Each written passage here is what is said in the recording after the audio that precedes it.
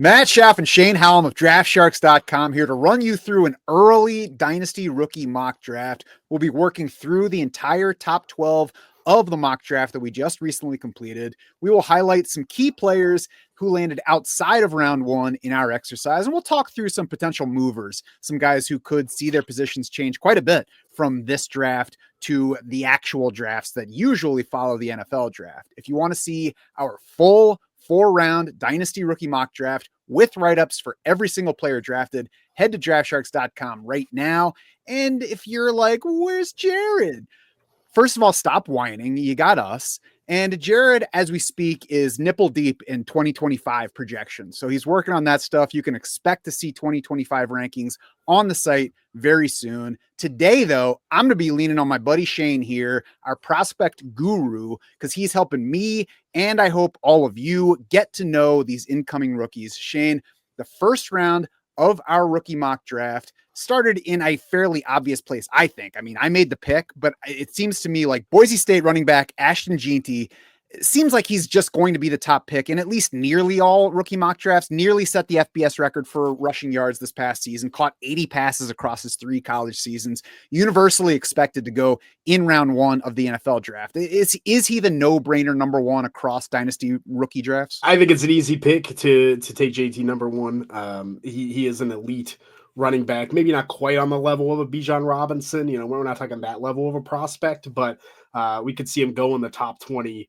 of the NFL draft. And for fantasy, you know, we saw a lot of those high-end running backs work out this season, but that doesn't always happen. I think his receiving ability in PPR is really the difference to say, taking this running back over any of the receivers at the top. To me, he's elite. He can be a workhorse. The contact balance, the way he works through contact, he's tough. We've seen it against top defenses like Penn State, like Oregon. It's not just, he played in the Mountain West. GT's a no-brainer, 101. And I think the other part of that no-brainerness is this wide receiver class. It's not as strong up top as at least last year's. It does, however, have a wide receiver who went number 2 in our draft, Tetairoa McMillan from Arizona. Nice enough to shorten that to Tet, so that's going to be a whole lot easier to say going forward. Is he our clear number 1 wideout in this class? He is, because you get the combination of upside when you have a receiver that's 6'5", 212 pounds, who has good deep speed, is that primary X receiver. You kind of say, okay, this is someone's going to get on the field early. And then, I think you also have the safety to know he has the route running ability to be really good right from day one. It reminds me a lot of Drake London, when he was coming into the league, where maybe that size, you're a little unsure exactly how he fits into the NFL. The route tree is not developed because he used that size a lot to be a contested catcher, to go deep. I think if everything medically checks out, he had a leg procedure before the season was fine, seems like all will be well, then I think Tet McMillan's a pretty clear top receiver in this class. And the size is going to be interesting because we've actually seen where some guys, I don't know if it's fair to say they've been too tall for the NFL, but we've seen, the exceptionally tall wideouts sometimes fail versus our expectations for them, but no such worry to that degree with McMillan, right? No, I think there's a little bit of a worry where, just for fantasy, is like, is he going to get the targets when you have someone playing outside? We've seen a lot of these slot receivers, right? The Lad McConkeys of the world, they're getting targets, they're getting catches. Hey, that's good enough for me. So I think there might be a little bit of worry. And I think it's ultimately what makes him the clear 102 behind Jeanty. I think you don't want to necessarily take Tet McMillan number 1 because he could play in an offense, play in a role where he doesn't see the target share that we want, even with that great size and ability. So not a perfect prospect, but looking like our top wide receiver in this class. The number 3 pick in our Dynasty rookie mock draft, UNC running back Omarion Hampton. What makes Hampton the number 2 running back at this point in this class, or is he? Do you disagree with that pick? I really like Hampton. I think he's closer to Jeanty than a lot of the early projections of the running back class have been. He carried that North Carolina offense for 2 years. Even when Drake May was there, when we saw Drake May be excellent, we saw him be pretty good in the NFL. I mean, Omarion Hampton is who defenses were keying in on. They needed a linebacker because you have a 220-pound running back who can catch the football.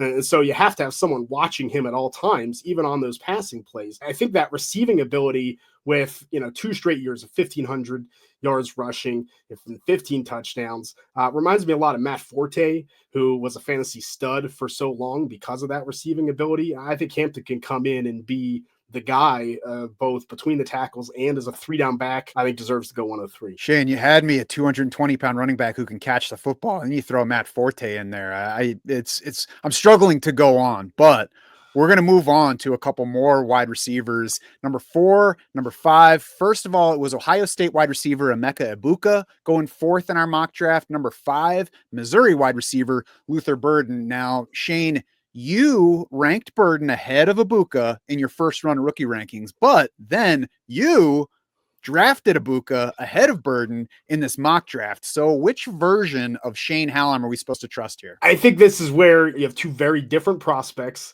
and you have to decide when you're drafting, right? As we do, sometimes that you look at those rankings, you're like, well, what feels better? I think Egbuka is one of the safest picks that you can make in the top 5. His slot ability, his route running ability, his acceleration off the line, so good. Kind of early Jeanty Johnson, where he can just get open, and then after the catch, he can do some things to make big gains. I was more comfortable with that. I think Luther Burden is more of a risk. Some people will swing for that upside and like to do that in rookie drafts. For me, a lot depends on my team and what I'm trying to build. But I think Luther Burden, he's a former 5-star prospect. He's versatile. He's explosive. 205 pounds, kind of a beefier Brandon Cooks, but just has never really had the production. As a sophomore, he had 1,200 receiving yards, 9 touchdowns, fell back, and then a poor Missouri offense this year to 676 yards. He's one of those players that, George Pickens-esque, where he's rounding off routes sometimes and not giving full effort. And so I think Burden is that risky pick that could blow up. He could be a wide receiver 1 in fantasy, or he could be one of the biggest busts of the first round. Now, of course, a couple of things we still have, upcoming. It's January as we talk about this stuff. We have all the measurements with the combine and the testing for all of these players. Measurements could become especially important for Burden. I know there are questions about his size. If he gets in there at 5'10" or a little above that, as opposed to if he's more like 5'9.5", that could certainly affect where he's drafted. And then where he's drafted is the other part of it. If we see Luther Burden go 12th overall and Egbuka go 2nd round, I think that's probably going to shift how you look at these guys. And, on the other hand, if we see Egbuka go in the middle of round 1 or earlier than we might be expecting at this point, maybe that boosts him up draft rankings. I would guess that both of these guys will wind up in similar areas of our rookie rankings, but is there one thing on either or both of these players that you're watching to see that could either stabilize where he is or destabilize and potentially knock him down your rankings? Egbuka, I just want to see the athleticism, see those numbers. Does he have that elite change of direction in the combine? Does he have the 40 time you say, oh, this is someone that could maybe be more of a weapon than we thought? I think that would go a long way. And I think for Burden, a lot of it's going to be the process. I think a lot of it's going to be buzz. Really for him, I think it's going to come down to, you mentioned height. I think draft capital, if he falls in the draft to round 2, then maybe those red flags are a little bigger than I thought they would be. I think that's going to be more of a determination of where he's going to be in the NFL. Now, I kept Shane's Dynasty Rookie Rankings article open in a tab while the whole time that we were doing this draft. I'm still learning all these names and about these players. If you're in the same boat as I am, if you're still learning these guys, I recommend that you check out Shane's article. He's been watching their tape ever since they were Pop Warner players. He's buddies with all of them at this point. So check out the Dynasty Rookie Rankings, learn about the players along with us, get ahead of your league, because I can guarantee you the others in your Dynasty league are not as familiar with these players at this point. You want to get a jump on them. Number 6 on our list is Iowa running back Kaleb Johnson, the 3rd running back in our mock draft, coming off a monster 2024, over 1,700 total yards, 23 total touchdowns. Shane, what should people know about Kaleb Johnson? He's a grinder, right? 6 foot, 225 pounds. He carried that Iowa offense that, as usual, can't pass the football. So you knew exactly what was happening every play. At 1st and 2nd down, we are handing it to Kaleb Johnson. Can you stop him? His vision is just so good that even when there were missed blocks or whiffed blocks or the defenders got leverage, Johnson was able to identify it, change the hole that he was heading towards, be able to run through or run over guys. Like Kaleb Johnson, his film's impressive. That highlight package, I think a lot of people are going to post and you're going to be like, whoa, this is a monster. I think he's an underrated receiver. I kind of comp him to James Conner, who turned into a really good receiver in the NFL. Kevin, who selected him here, mentioned David Montgomery, very similar situation. So I'm excited to watch Johnson at the combine catch the football. I think sometimes that drill is one of the best for fantasy. So you can see a guy's natural pass catchers, even if they didn't do it in college. And that's going to be the question for Johnson. And he's coming from an Iowa offense that was not very good, right? This Iowa offense was probably the worst that it's been in about a decade, where you at least had a little bit of substance usually. You know, he's one of those players that I think is going to be pretty controversial. I think there's going to be a lot of people that don't like him. So he's just between the tackles guy, takes what's given. To me, I think he was able to pick up more than what was given to him because the Iowa offensive line was not as good as it usually is, and he still had that monster season. 6.4 yards per carry in his final season there on a team that only passed the ball 20 times a game versus 38.5 rushing attempts per game. Jared decided to have some fun at number 7 and take a defensive player, Colorado's Travis Hunter. Shane, of course, I'm half joking about him being a defensive player. Jared, of course, took Hunter here in case the NFL decides to play him at wide receiver. He's coming off a very good wide receiver season. Big 12 leading 96 catches and 15 touchdown receptions. But most people are also expecting the NFL to slot Travis Hunter primarily at cornerback, right? That seems to be the early buzz, is that GMs want him to play corner just because it's a harder position to find. And Hunter has that elite athleticism, ability, physicality, I think, to be a shutdown corner. I think it's just so hard to find. But it depends who takes him. Like, well, it all takes one team and said, no, I want him as a receiver first, and maybe he can play some corner when we need him, when we're in dime or quarter packages. And now Travis Hunter's the 102. You know, that's all it takes. So he's going to be a very divisive prospect until we find out where the buzz goes and where he ends up playing. What about for IDP leagues, Matt? Like, where is he the 101? For sure, if he's playing a little bit of both? That's really going to come down to what his stated role is. Obviously, we're not going to know until they actually start playing how much time he spends on offense, but you know, even a limited offensive role could be a big boost to his scoring profile, assuming that he'll get points on both sides of the ball within your particular format. There's no precedent. Like I tried looking back at other guys that we've seen play on both sides of the ball. Chris Gamble comes to mind. Charles Woodson comes to mind. But even players like that didn't play nearly as much on offense as Travis Hunter did at Colorado. So we're all going to be guessing to some degree. I will say I will definitely draft Travis Hunter a lot higher than I typically would the top cornerback in a class because of the chance that he does anything on offense in a given week. And I think whatever NFL team drafts him, you got to play him on both sides, at least somewhat. I don't think he's the best receiver in the class. I don't think he's the best corner in the class. I think he's close to both of those. So if you're drafting him in the top 3 of this draft, then you're saying, hey, we're getting production at both positions at least a little bit. And so I don't know how it's going to affect fantasy. Like I said, unprecedented.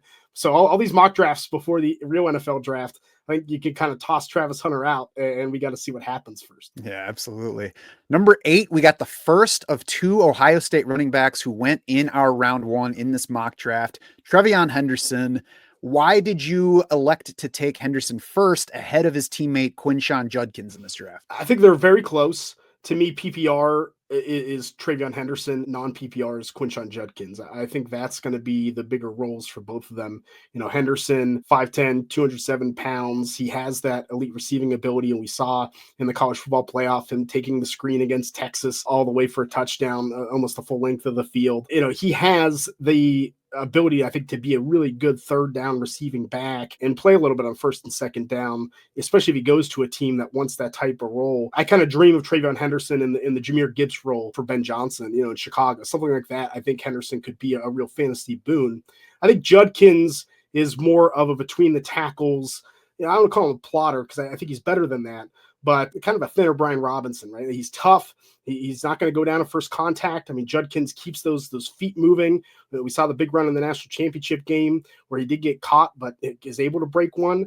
I think he has the power and the burst to be an NFL starter. I just don't know if Judkins is going to be, a fantasy player without the touchdowns. And to me, I'd rather go for the back who's catching passes more. Let's say both guys go in round 3. How much is specific situation going to affect your ranking of these two players in the rookie drafts? A lot. I think situation's going to be, I don't say everything, but I think it's going to be dependent on what we know about that offensive scheme, the offensive system, what running backs are there, how do they use those running backs. I think it's going to be really important. I think both these players can be good. I just think Henderson has maybe the home run ability to be an RB1. I think Judkins is going to struggle to speak as consistent no matter where he ends up. Yeah, we don't want to overplay a situation when we're looking at rookies heading into the league, but it certainly can be a tiebreaker, certainly will affect the valuations of players who are otherwise close to each other. So you heard Shane, TreVeyon Henderson for PPR, Quinshon Judkins for non-PPR,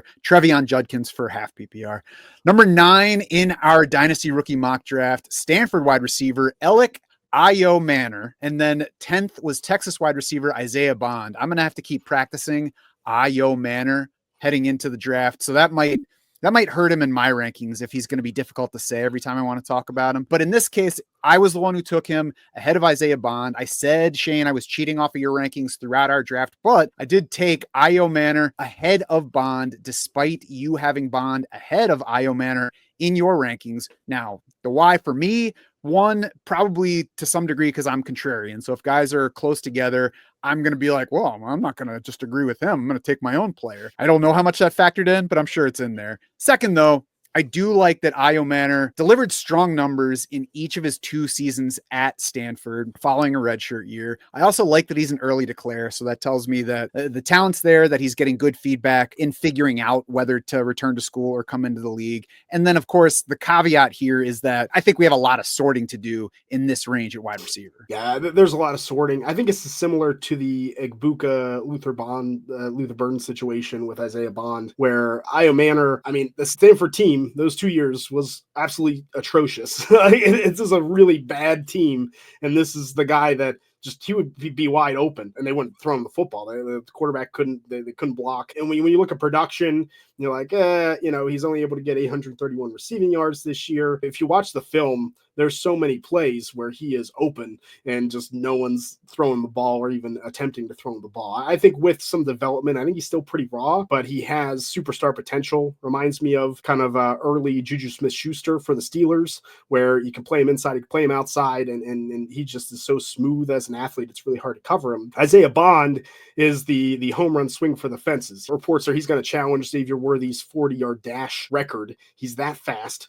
and that athletic, but he's never had a 700-yard receiving season. Looked good at Alabama, dealt with a lot of injuries at Texas this past season. He can get separation, but I think a lot of the little things of ball tracking and knowing how to catch the football and how to break in and out of his routes, Isaiah Bond does not have that yet. So I think he's a lot more raw than Worthy coming out, and that scares me. But at the same time, in a system that can utilize that athletic talent, I mean, Bond has reached for the stars potential as a wide receiver 1. I tend to be a little bit wary of guys who have the talent and don't ever quite turn that into the production at the college level heading into the NFL. Of course, we've got some sorting out to do on, not only exactly how they test, but what the league thinks of them. And then, of course, where they ultimately land, because there are some teams where you're like, all right, I'll go ahead and take a shot that this team can develop this guy into what he could be. And then there are some others where you're like, I don't trust them to make that guy, whatever the upside is. So we'll see how the process plays out, but interesting players at the position for sure.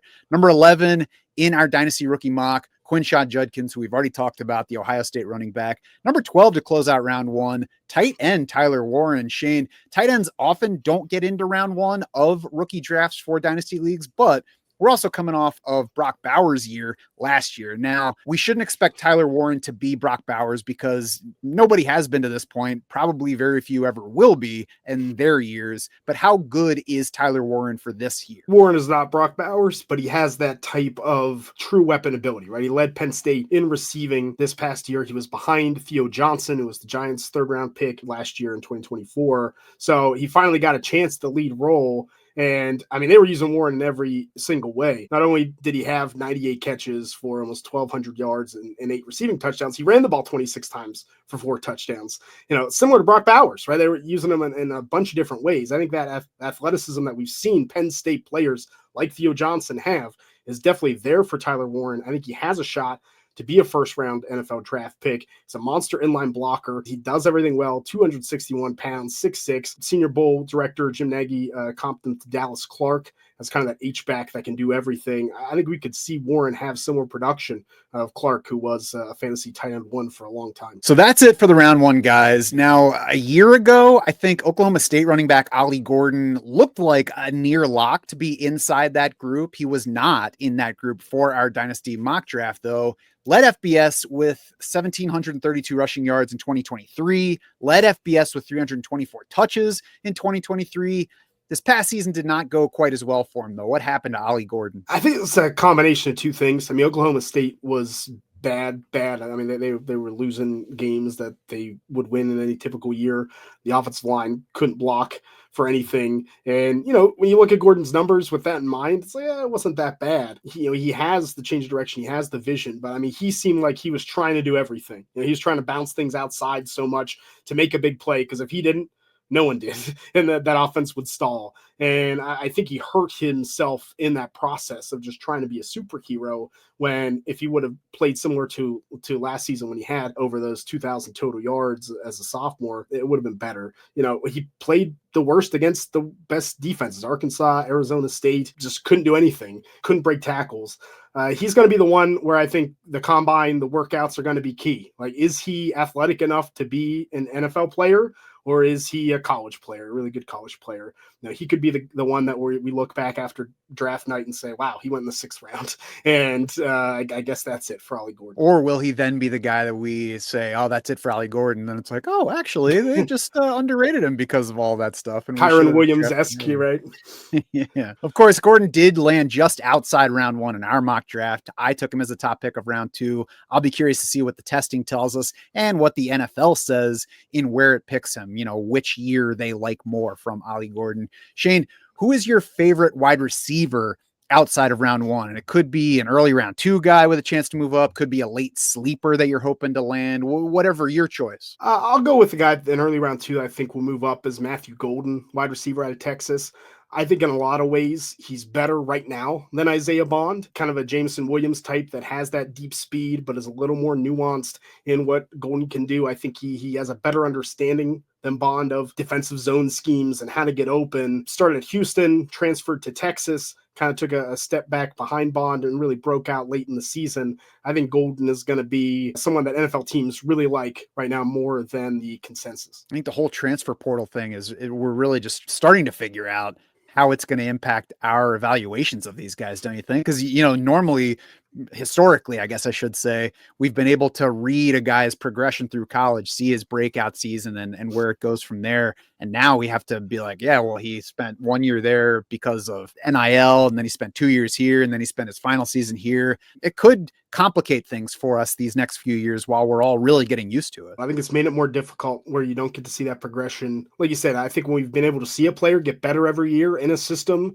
and improve, then you say, okay, that can continue onward. But bad situations or being stuck behind, someone that transfers in, teams that are taking in a quarterback or running back or receiver transfer every year, and you're stuck behind them, so you got to get out of there.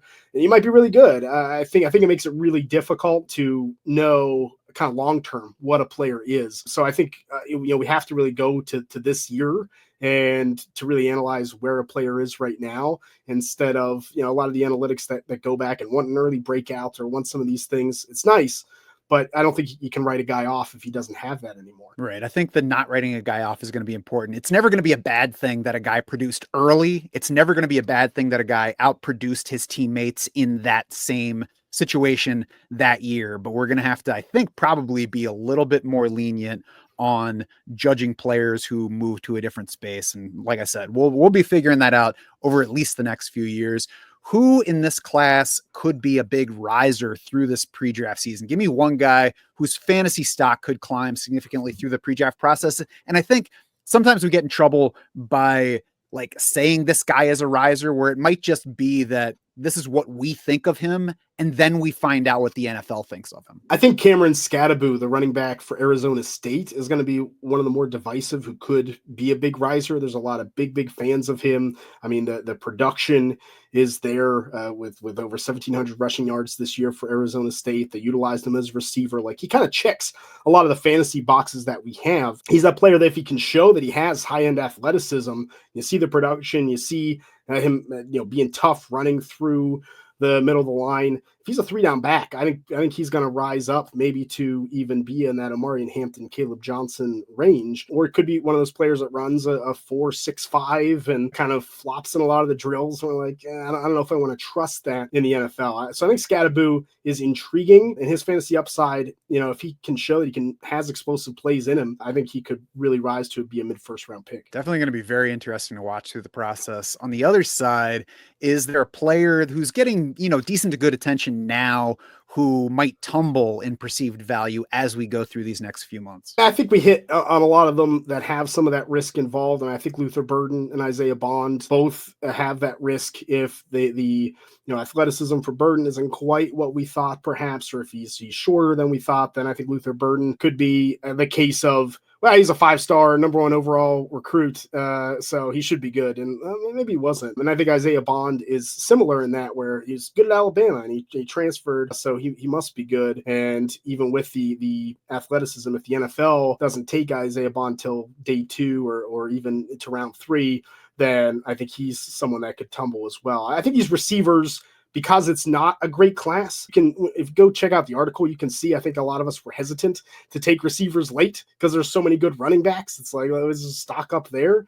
I think these receivers are really going to shake up when we get to April and May. Just think about a year ago where we all were on Adonai Mitchell, Troy Franklin, where they went in these early mock exercises versus where they eventually went in the NFL draft, and then in those post-draft rookie drafts. Of course, we're going to keep doing these throughout pre-draft season. And then after the NFL draft, you can check out our first full Dynasty rookie mock draft on draftsharks.com with notes for every player through all 4 rounds of our mock draft. We will also have a super flex mock coming your way very soon, sorting through an iffy looking year at quarterback. You can check out Shane's Dynasty rookie rankings article to learn more about all these players as well. And you can even find my initial top 10 IDP rookie rankings on the site right now. That does include a Travis Hunter write-up, who we talked about in this show. We're going to talk about, apparently, no matter whether we're talking offense or defense, at least until he gets drafted, and probably beyond that.